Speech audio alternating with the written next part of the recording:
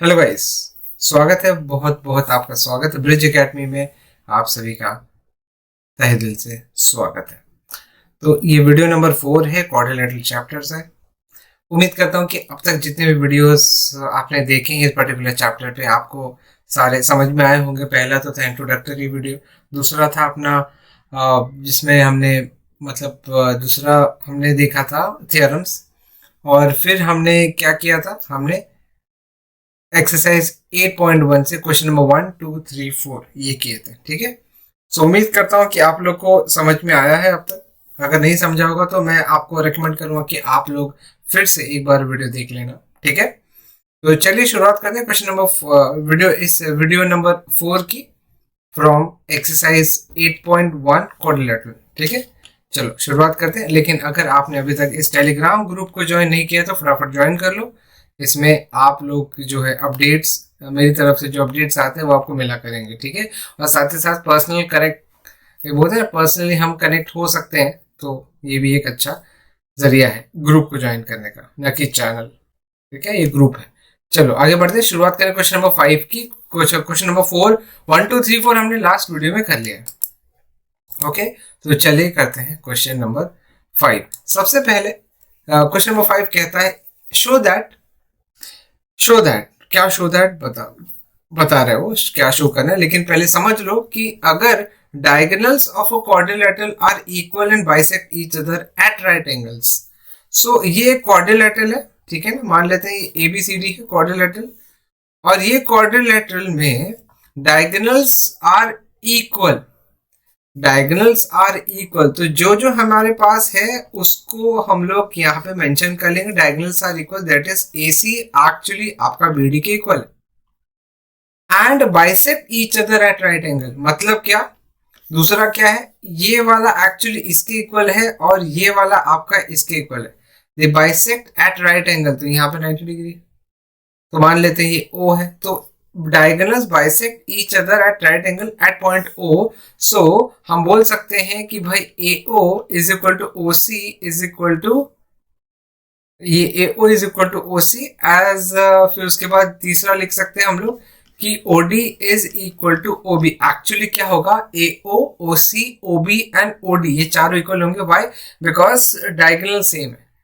Okay, आज तीसरी चीज तो हमारे पास आ गई है, और चौथी चीज हमारे पास क्या है, angle AOD is equal to angle BOA।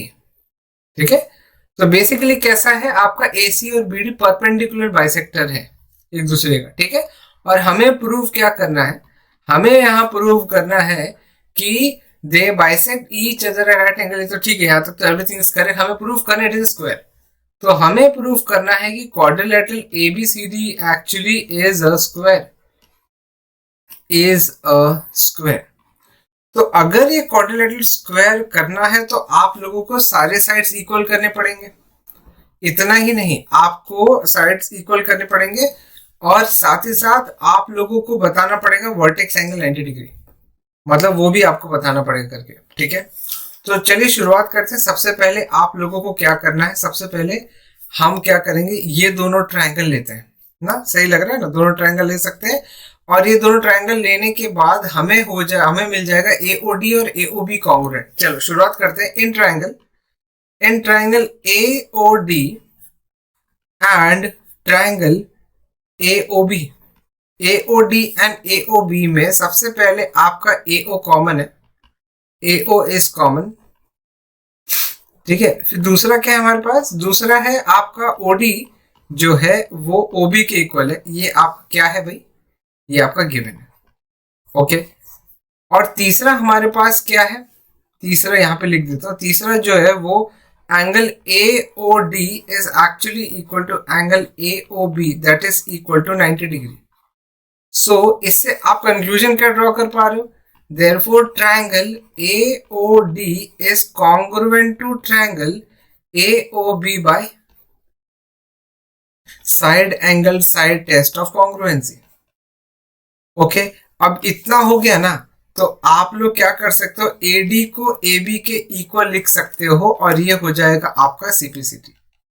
ठीक है, सो AD जो है आपका AB के इक्वल है CPCT।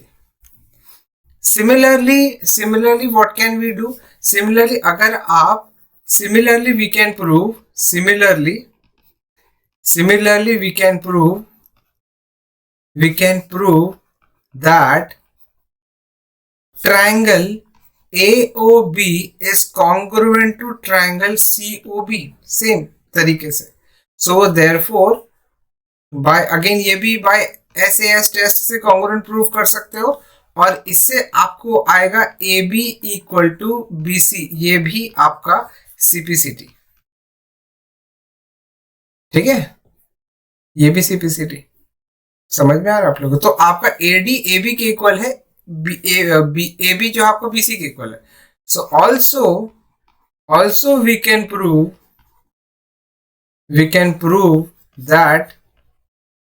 that BC is actually equal to DC.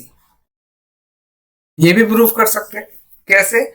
आप BOC एंड DOC को कॉन्ग्रुएंट प्रूफ कर दो तो BC और DC आपका इक्वल हो जाएगा. सो देयरफॉर 1 2 3 से हमें क्या मिला? Therefore from 1 2 and 3 we get, from 1 2 and 3 we get what we get. तो यहाँ पे चलो एक बार वापस से नामकरण दिखा देते हैं जो कि पिछले साइड में लिखा था हमने. तो आपका ये और ये इक्वल है, ये और ये इक्वल है, और ये 90 degree. So we get what we get that AB is actually equal to BC and this is actually equal to DC and which is actually equal to AD. So ये आपका suppose number क्या लिखोगे आप? 4. देखो सारे sides equal तो हो गए. अभी आप लोगों को क्या करना है? वर्टेक्स एंगल 90 डिग्री करना है. वर्टेक्स एंगल 90 डिग्री करना. तो हम क्या करेंगे? इन ट्रायंगल हम लेंगे, इन ट्रायंगल ADB एंड ट्रायंगल, देखो ध्यान से, एंड ट्रायंगल ADC. सबसे पहली चीज ADB एंड ADC. सो आपका जो AB है वो DC के इक्वल है. क्यों? क्योंकि फ्रॉम 4 आराम से आप बोल सकते हो फ्रॉम 4. तो दूसरी चीज आपका AD इज कॉमन. और तीसरी चीज आपको ये पता है कि इन्होंने दे रखा है डायगोनल्स आर इक्वल, मतलब आपका जो BD है वो इक्वल है AC के. अगर आप देख पा रहे हो तो ये वाला और डायगोनल ये 3 साइड आ गए. तो therefore triangle ABD is congruent to triangle DCA by side test of congruency, and hence therefore आपका जो एंगल BAD है वो इक्वल हो गया एंगल ADC के. ये हो गया आपका CPCT. Okay, BAD and ADC आपका इक्वल हो गया. तो मतलब आपका एंगल A जो है एंगल D के इक्वल है. ठीक है, तो इसको हम लोग नंबर 5 लिखते हैं. Similarly we can prove that triangle ABC is congruent to triangle BCD.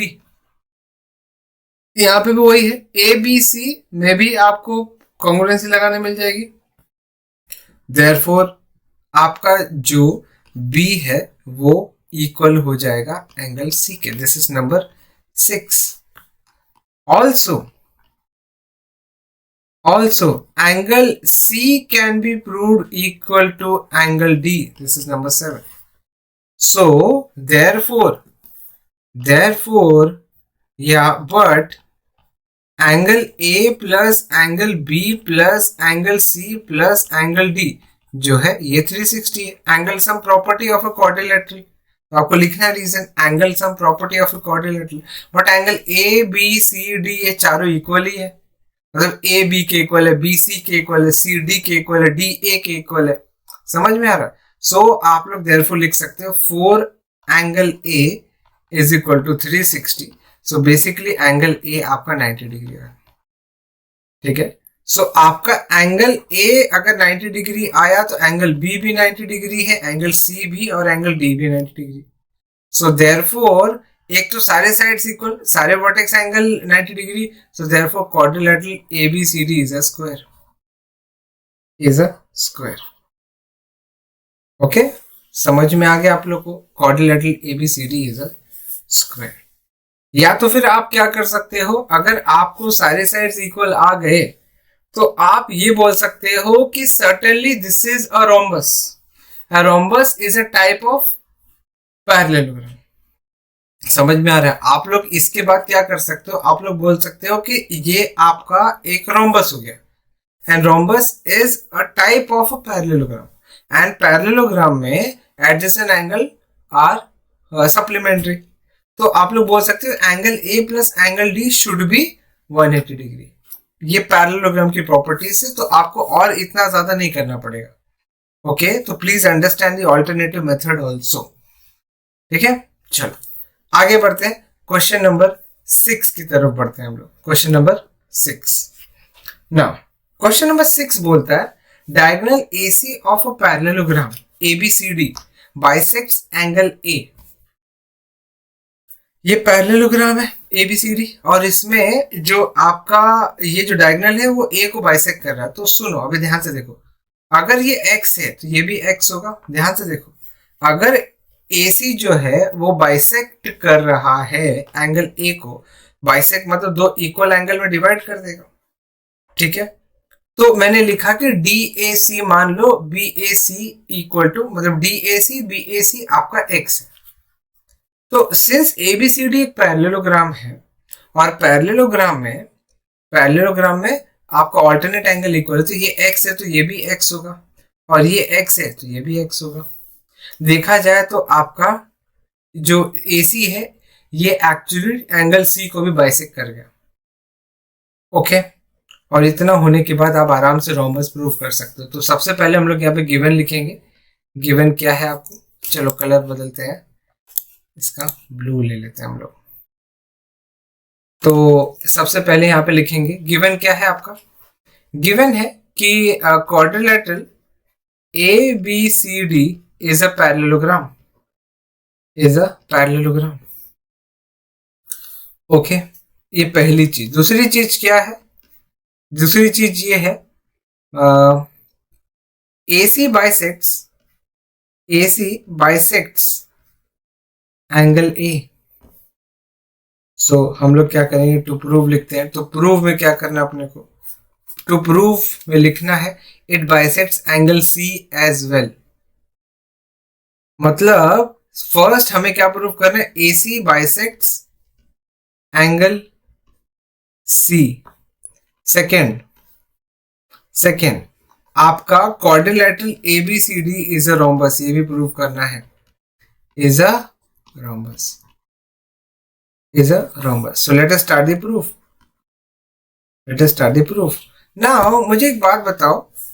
ठीक है, तो पहले यहाँ पे अजम्पशन लिख रहे, लेट एंगल या सिंस नहीं, लेट लिखते हैं, रुको मैं आपको बताता हूँ कैसे. एक प्रॉपर स्टेप रहेगा ना तो अच्छा है, नहीं तो फिर सवाल उठाना लाजमी है, फिर आपको फिर प्रॉपर मार्क्स नहीं मिलेंगे, फिर गड़बड़ हो जाएगा. So let angle DAC is equal to x, ऐसा मान लेते हैं कि x. Now given that it has been given that AC bisects angle A. So therefore angle DAC is equal to angle BAC is equal to x. DAC और BAC आपका x है. ओके, ये आपका suppose equation number 1. Since quadrilateral ABCD is a parallelogram, so therefore angle is a parallelogram, ठीक है, therefore angle DAC has to be equal to angle ACB। आपका जो DAC है वो ACB के इक्वल होना चाहिए and angle BAC should be equal to angle DCA। इसका reason alternate angles, alternate angles, okay, alternate angles. So therefore your angle DCA, your angle DCA is equal to angle BCA, which is equal to x only, ठीक है। so आपका DCA and BCA x बन जाएगा, ठीक है ना, क्योंकि DCA and BAC ये दोनों इक्वल है, ओके। और क्या इक्वल था आपका यहाँ पे क्या था, DAC एंड BAC x है, तो DAC और ACB मतलब बेसिकली BCA हो गया बराबर है। सो देयरफॉर आप कंक्लूड क्या कर सकते हो, AC bisects angle C as well. तो ये तो हो गया आपका पहला पार्ट, ठीक है। अब आते सेकेंड पार्ट पर। आपने बोला कि ये x है तो ये भी x होगा, आपने बोला ये x है तो ये भी x होगा। So now since angle DAC is equal to angle DCA is equal to x, that is for a triangle DAC base angles are equal, so therefore by converse of isosceles triangle,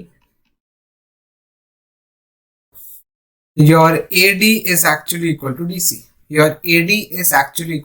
this is number, कौन सा number है, यहाँ numbering किया हमने 1, तो मान लेते हैं ये 2।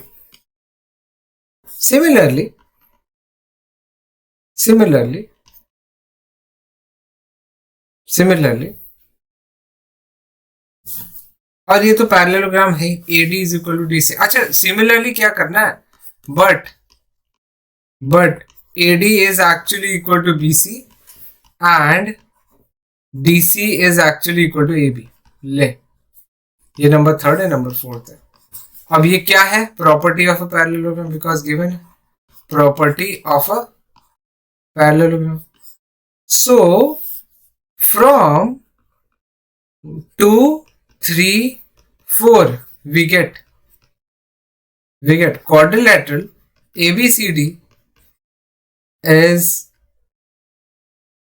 a rhombus, आया समझ में, इजी टू अंडरस्टैंड। चलो ठीक है, नेक्स्ट क्वेश्चन नंबर 7 की तरफ बढ़ते हैं हम।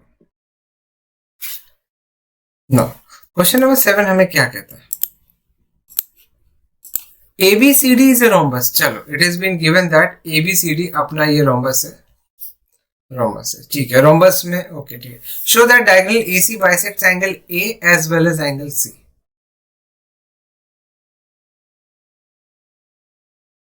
AC bisect, okay. एंड ये भी बात करना है कि BD जो है वो एंगल B और D को बाइसेक्ट करता है।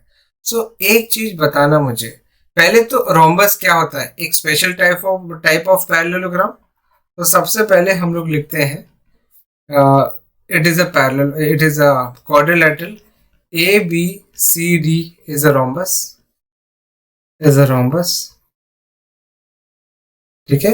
And we need to prove, what we need to prove that AC bisects angle A and angle C, पहली चीज, as well as हमें बताना है कि BD bisects angle B and angle D।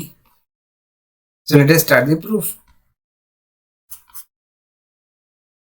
Now since quadrilateral ABCD is a rhombus, और rhombus तो एक parallelogram का टाइप ही है, so therefore आपका ये जो angle therefore AB is equal to BC, ऐसा लिखो, चलो AB आपका इक्वल टू BC है, AB BC के इक्वल है, so therefore by isosceles triangle property, आप लोग पूरा लिखना ट्रायंगल, मैंने खाली इसे शॉर्ट में लिखा है गलती से, मतलब आइसोसेलेस ट्रायंगल प्रॉपर्टी, सी ये वाला इसके इक्वल है, इसका मतलब आपका BAC वो इक्वल है एंगल BCA, BAC BCA के इक्वल है, सो मतलब ये x है तो ये भी x हो, ओके चलो ठीक है, ये आपका नंबर 1 है।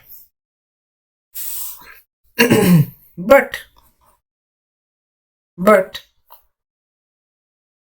in rhombus opposite sides are parallel,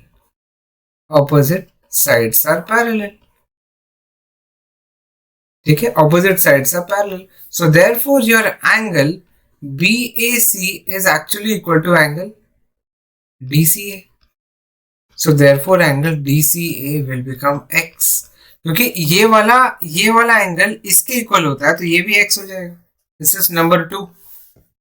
also angle DAC is equal to angle ACB, अब इसका रीजन लिखोगे ऑल्टरनेट एंगल्स, और इसका भी रीजन लिखोगे alternate angles, okay easy.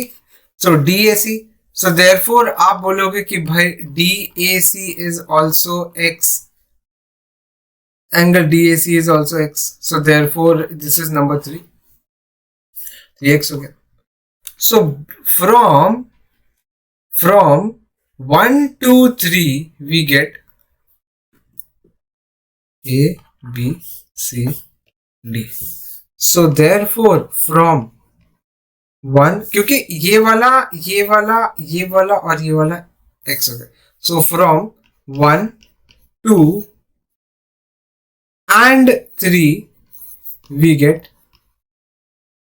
get angle BAC is actually angle DAC, that is AC bisects angle A and angle DCA actually x है, और DCA is equal to angle BCA that is equal to x, that is AC also bisects angle C, okay, easy to understand, very easy to understand। अब क्या करोगे, अब आपने को बोला है कि BD के बारे में भी वही करके बताओ, सो अब BD का कैसे करेंगे हम लोग BD का कैसे करेंगे, it is a rhombus, okay. BD का करने के लिए अपने को थोड़ा सा अलग स्ट्रैटेजी लगाना पड़ेगा, ओके। सो ये BD में भी वही करना पड़ेगा ना, BD का भी सिमिलरली आई थिंक वही कर लेंगे, similarly we can prove that, वैसा टाइप का, तो सिमिलरली चलेगा कि नहीं आई डोंट नो। तो हम लोग एक और काम कर सकते हैं, अगर देखो अगर ये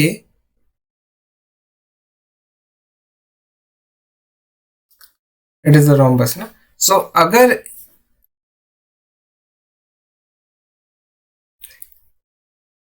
AD is equal to AB, ठीक है, नाउ इन ट्रायंगल ADB आपका AD जो है वो AB के इक्वल है, So therefore by isosceles triangle property isosceles triangle property के हिसाब से angle ADB is equal to angle ABD,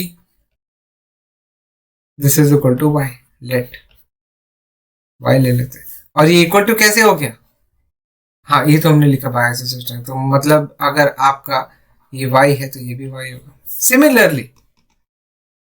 similarly angle CDB is equal to angle CBD is equal to y, तो ये भी आपका y हो जाएगा, ये भी y। क्यों? क्योंकि देखो AB और DC पैरेलल है, तो ABD और CDB इक्वल होगा, तो ये y तो ये भी y। अगर आपका ये वाला एंगल y है तो ये भी y हो जाएगा। So therefore we say that BD also bisects angle B as well as angle D। हो गया, hence proved, okay, easy to understand guys। चलो आगे बढ़ते हैं, क्वेश्चन नंबर 8, और आज का ये आखिरी सम होने वाला है, क्वेश्चन नंबर 8, ठीक है। चलो आगे बढ़ते हैं क्वेश्चन नंबर 8 की तरफ। Now ABCD is a rectangle, तो मान लेते हैं ये ABCD है और ये आपका rectangle, in which diagonal AC bisects angle A। सो आपका मान लेते हैं ये x है तो ये भी x होगा, as well as angle C। ABCD rectangle है, ओके। तो आपका ये x होगा तो ये भी x आएगा, क्योंकि रेक्टेंगल तो एक पैरेललोग्राम ही है, एक type of special type of parallelogram, तो ऑल्टरनेट एंगल्स, तो ये x है तो ये भी x है, ये x है तो ये भी x होगा, ओके। तो AC बाइसेक्ट एंगल A और B एज वेल, तो प्रूफ करना है तो लिख लेते हैं। सबसे पहले क्या क्या चीजें दी गई हैं वो लिख लेते हैं। आपका AC, पहली चीज AC bisects angle A and angle C, और कुछ? अच्छा, तो शो दैट, क्या शो करना हमें? Show that quadrilateral ABCD is a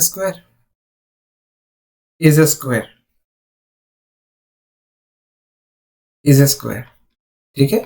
second, diagonal BD bisects angle B as well as angle D, diagonal BD bisects angle B as well as, so हमें BD बोलना है कि BD bisects angle B and angle D। ये rectangle है, okay. Now let us start the proof. This is a rectangle, okay. Now मुझे एक बात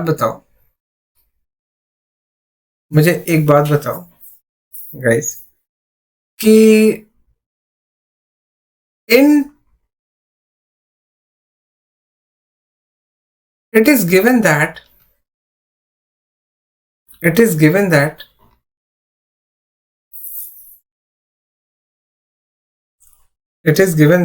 ये वाला इसके इक्वल हो जाएगा, ये वाला इसके ये हो जाएगा सब कॉमन, यानी क्या BD का करना पड़ेगा ना, ओके।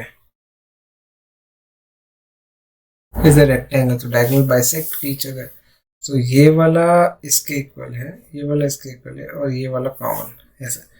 तो इससे हम लोग बोल सकते हैं कि यस, हम लोग बोल पाएंगे, ठीक है। It is given that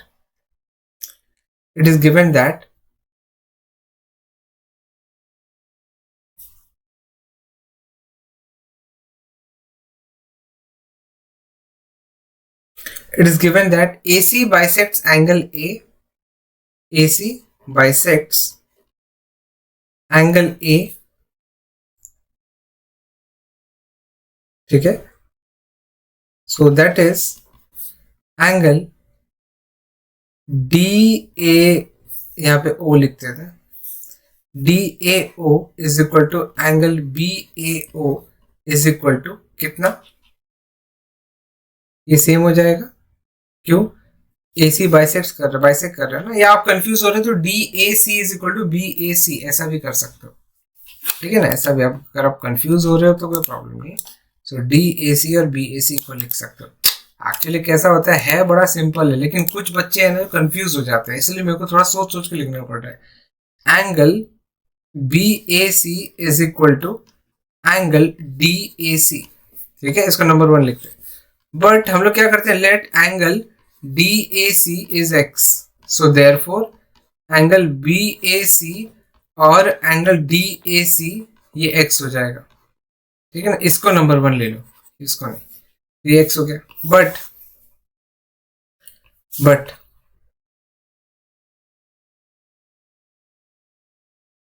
okay,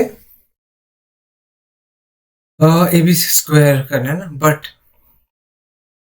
angle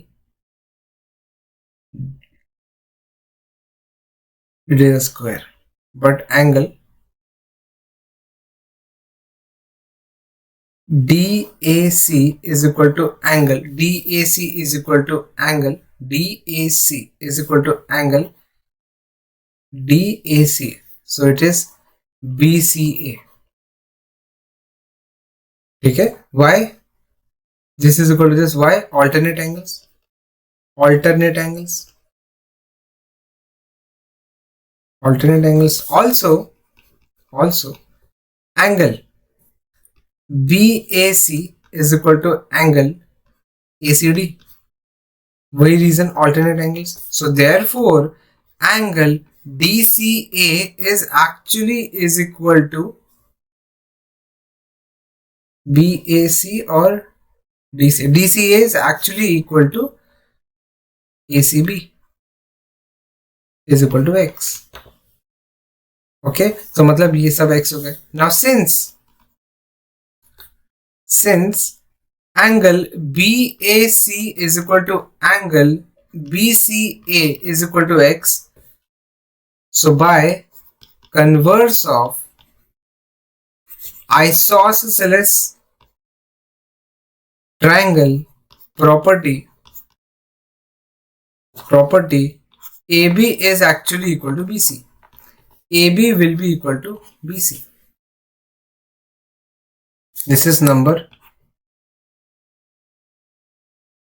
2. Okay, so हो जाएगा A B C D, ये X, ये X, ये X और ये X, but